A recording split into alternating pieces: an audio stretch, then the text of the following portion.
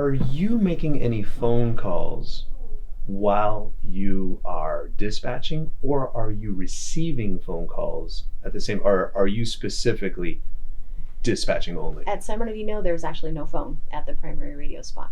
So we can't make phone calls, which was a godsend because Right. I wouldn't have wanted to take, or there was enough going on. I think my plate was pretty full. Sure. Yeah, I wouldn't want to do any of that. Okay. So your officers are on scene and you're thinking ingress routes, egress routes, Correct. logistics. Were you so when you needed something because your officers on the scene needed something, how did you communicate that to your other dispatchers? Well, there was a couple of things that happened. The console that was next to me, off to my right, which would have been closest and easiest to talk to, it was vacant at the time because we were low staff that morning. So I had the girl who initially had stood up in front of me. I had her move around and sit next to me because of the way the CAD system was functioning. I was a little concerned I was going to lose information or not notice information that was coming in so quickly and in such volume. So I had her come and sit next to me, and I wanted her to sort of just read through everything I was getting at the same time and make sure I was catching everything.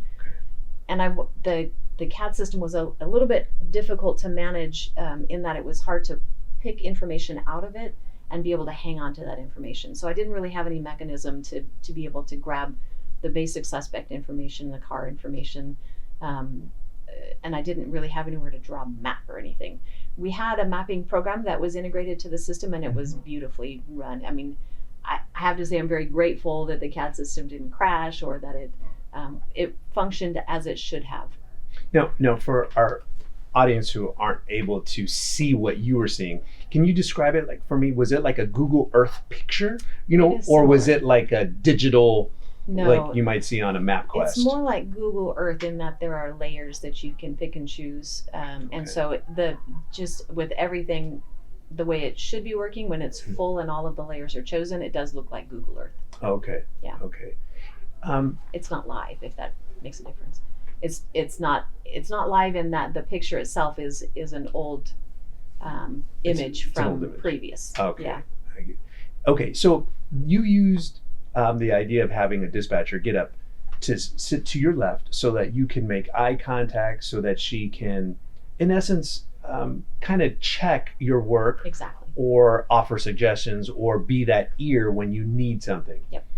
That is an excellent precautionary method to run, in my mind, to run a critical incident. Did you find yourself, this is going to cause you to go down in your memory to think, Yeah. but do you remember if there was any other precautionary methods or anything else that you did prior to or during the event to make sure that the communication center ran the way it was supposed to? I'm talking about the physical equipment.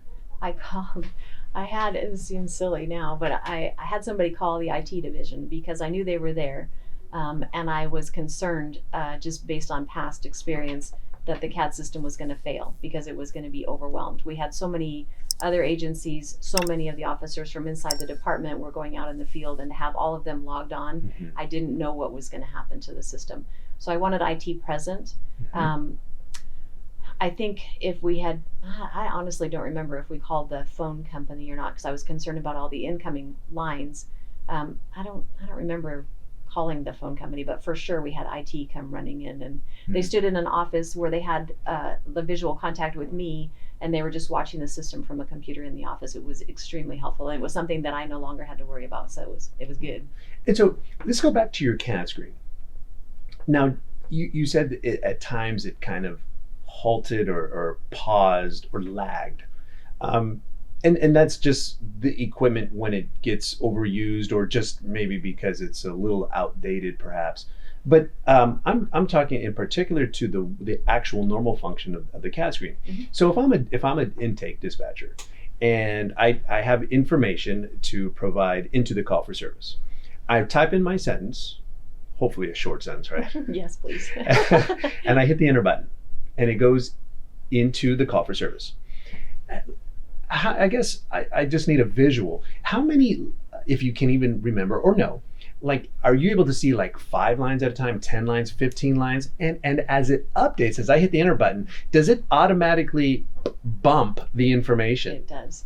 Yes. So it is designed to do that. And under normal circumstances, it works perfectly. And that is actually beneficial to have it bumping information down for you. If you read it, you don't need to look at it anymore. You can always scroll down to remind yourself what it is. But in this case, there was so much information coming so quickly that often it would scroll down and I wouldn't even have seen what went in because I can't read that fast, or comprehend or assimilate the information into what I'm doing. The CAD window can be open or closed for that particular incident. I kept it open the entire time just to make sure I wasn't missing information, because we didn't have an effective way to indicate that there was an update in the call if the window was closed. So you have to keep watching it. Does that help answer? Sure it does. And so what it tells me, if there's no real measures that you can take to prevent the system from working the way it's supposed to. Right. Yeah. No, it worked exactly the way it was supposed to.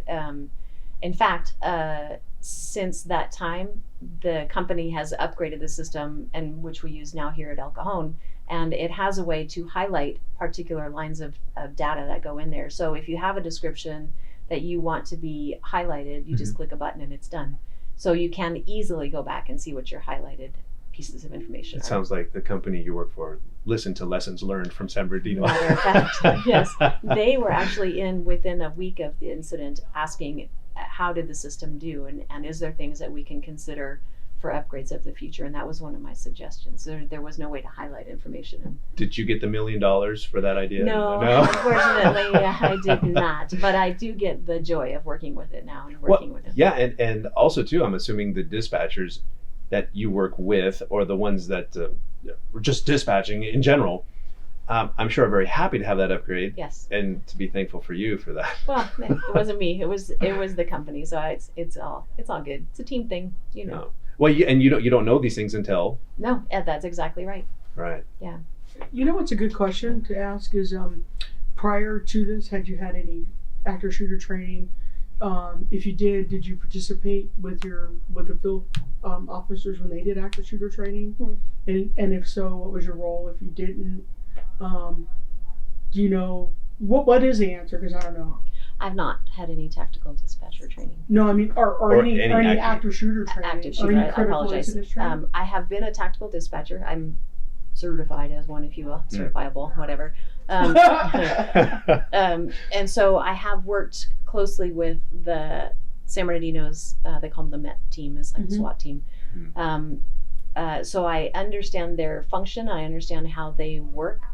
And so I didn't really have any concerns about being out of my element in talking with them. Did you guys, did your dispatch staff have any actor shooter or critical incident training, like classroom training prior to? Not as a group, no. And or individually? Okay. Even to this day, I don't think people in a critical incident sometimes recognize the magnitude of such an event.